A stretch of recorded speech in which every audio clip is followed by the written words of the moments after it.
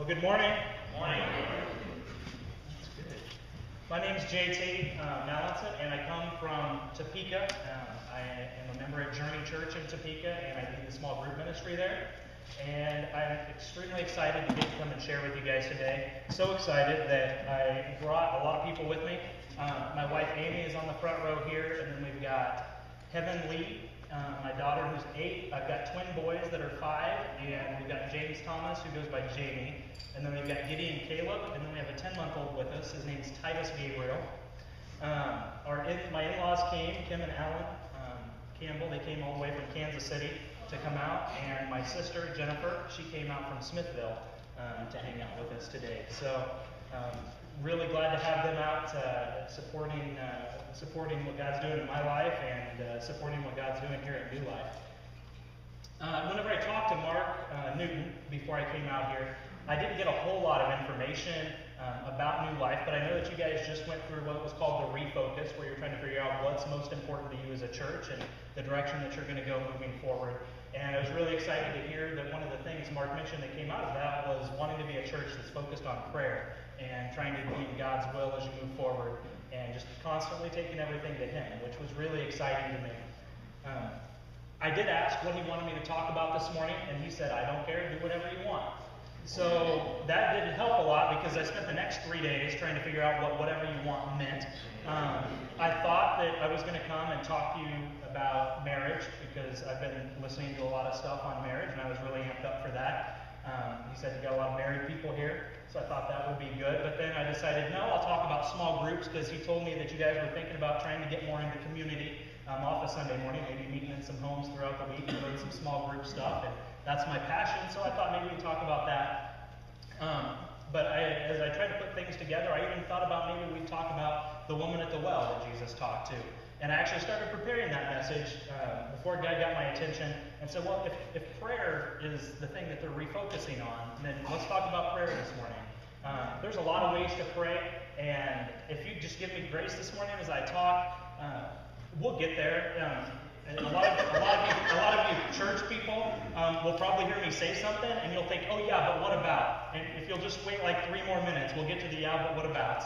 And we'll eventually complete the circle. I said I'm extremely excited to speak with you this morning, but before we get started, I need to tell you a little story about earlier on in our marriage, whenever I wasn't such a joy to live with every day. And that's my mother-in-law laughing. But I wasn't such a joy to live with every day, and so we'd have times where me and Amy would both be sitting on the couch in the living room watching TV, and maybe she was on the computer or I was on the computer or something, and she'd say, would you give me a drink? And so I was thinking, well, why don't she get her own drink? We're both sitting on the couch, nobody's doing anything specific, we're just hanging out watching TV. So maybe I didn't just flat out ignore her, or I would tell her, no, I'm good. I don't want to get off.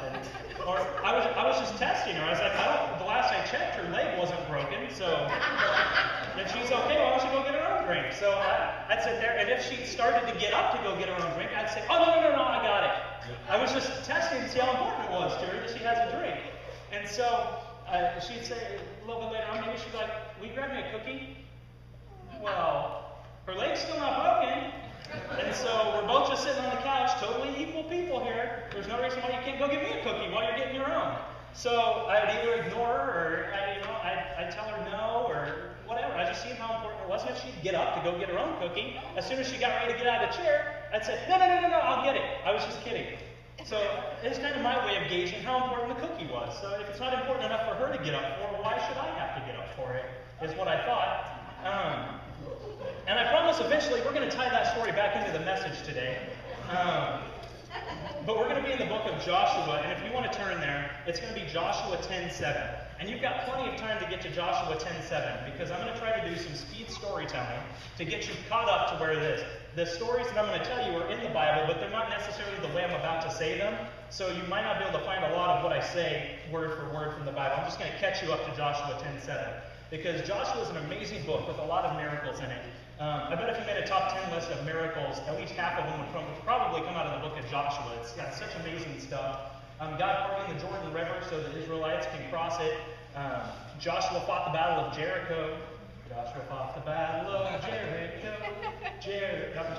sang it this morning. But he fought the Battle of Jericho, and the walls came tumbling down. So he fought the Battle of Jericho, and then he went and he conquered a city, he went and conquered a city called Ai.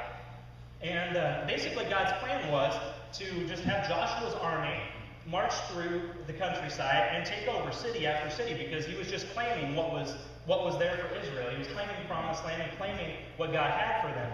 And so, unfortunately for Joshua, they didn't have Google Maps, and they didn't have MapQuest, and he didn't have a Garmin or a TomTom. And so he didn't know what was next until he asked God what was next. And in this case, after he crushed the city of Ai, he called his guys together, and they were celebrating, and they didn't know it, but a city called Gibeon was next on the list. And the guys over in Gibeon, they got together and were like, man, this Joshua guy is killing everybody. Like, we don't want him to come here and whoop on us, and we're only a little ways away. So we need to do something about this. There's no way we can take him because God's on his side, and they're just killing everybody in their path. So these guys from Gibeon get together, and they put together this great plan. And you know it's a great plan because it worked on Joshua, but the guys got together, and they thought, well, let's run over to the Salvation Army, and we're going to pick up a bunch of used clothes so that we aren't dressed too nice, and then we're going to run to the used donkey dealership down the street, and we're going to get us some old beat-up donkeys, and we're going to take our old clothes or our donkeys, and we'll swing by the soup kitchen, and we're going to get some crusty bread that's about to be thrown out, and we're just going to take all this stuff, and we're going to march right into Joshua's camp, and he's going to sign a treaty with us because he feels sorry for us. So they get these guys together, they've got their used donkeys and their clothes and their bread, and they walk right into Joshua's camp, and like, man, we've been walking for forever, like we live way, way, way, way far away, and man, we heard that you're just kicking everybody's rear end around here. Man, we'd really like to sign a treaty with you because, you know, God's on your side and you're awesome, and we're so far away, like you don't even really need to think about us, but when you become a great nation, like we want to be on your side. So, you know, if you just sign this treaty with us, and you're so awesome, we just love to have you on our side in the long run, but we're way far away, so don't worry about us right now. And so Joshua's like, all right, cool, that sounds like a great deal. I'm all for treaties. He signs the treaty, and these guys walk away. Oh, finally, we got some security. He's not going to kill us.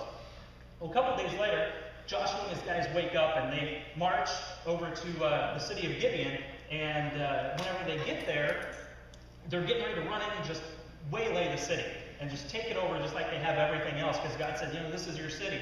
But whenever they get there, these guys run out with this piece of paper, and they're like, hang on a second. You signed a treaty that said you wouldn't kill us. And he's like, wait a minute.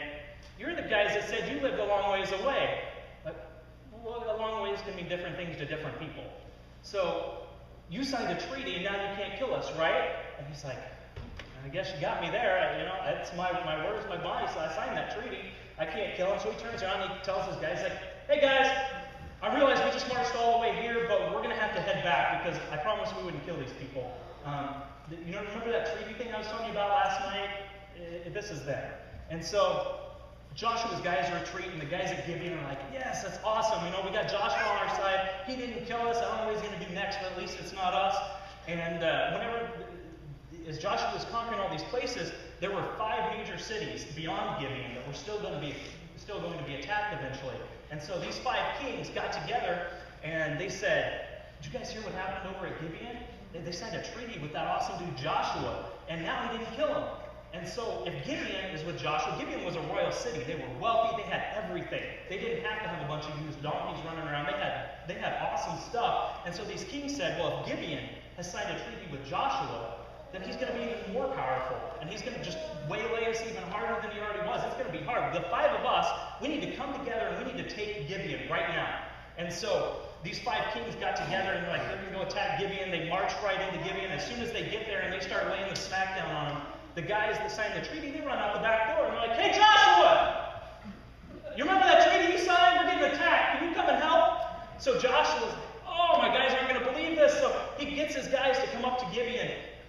And Joshua's army just takes on these 5 kings. And the 5 kings had no idea that Joshua was so close by. They had no idea what they were getting into. They thought it was going to be 5-on-1. Them against Gibeon, it was going to be an easy battle. And that's actually where we're going to actually pick up the sermon today. That was all just catching you up to where we were at. But Joshua 10:7, For those of you that are able to, would you please stand this morning? We're going to honor God's word by standing as we read Joshua 10:7 through 14. It's a little bit long, so if you get tired, feel free to sit down. God won't care. Joshua 10:7. So Joshua marched up from Gilgal with his entire army, including all the best fighting men. The Lord said to Joshua, "Do not be afraid of them. I have given them into your hand. Not one of them will be able to withstand you." After an all-night march from Gilgal, Joshua took them by surprise. The Lord threw them into confusion before Israel, who defeated them in a great victory at Gibeon. Israel pursued them along the road going up to Beth-horon and cut them down all the way from Azekah to Makkedah. As they fled before Israel on the road down from Beth-horon to Azekah, the Lord hurled large hailstones down on them from the sky, and more of them died from the hailstones than were killed by the swords of the Israelites. On the day the Lord gave the Amorites over to Israel, Joshua said to the Lord in the presence of Israel, his entire army, "O sun, stand still over Gibeon, O moon over the valley of Ajalon." So the sun stood still, and the moon stopped, until the nation